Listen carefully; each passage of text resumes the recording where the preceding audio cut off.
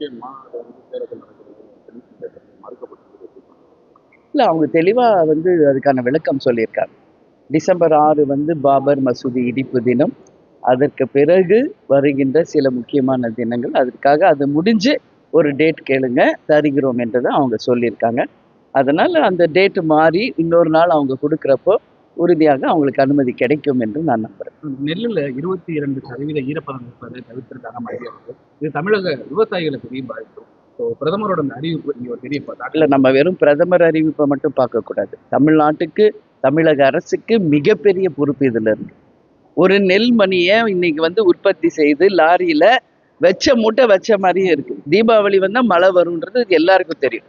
அதை சரியான ஒரு இடத்துக்கு கூட கொண்டு போய் ஸ்டாக் வைக்க முடியாத அளவு இன்னைக்கு தமிழக அரசு ஒரு கேள்விக்குறியான ஒரு ஆட்சியை பண்ணிட்டு இருக்கு. இந்த நிலை மாறணுன்றத என்னுடைய கோரிக்கை.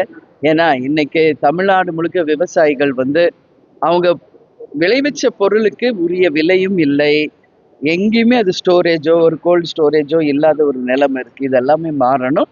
அதனால கவர்மெண்ட், மத்திய மாநில அரசுகள் விவசாயிகள் மேல கவனம் செலுத்தி அவங்க குறைகளை நீர்க்க வேண்டியது கட்டாயம் கடமை.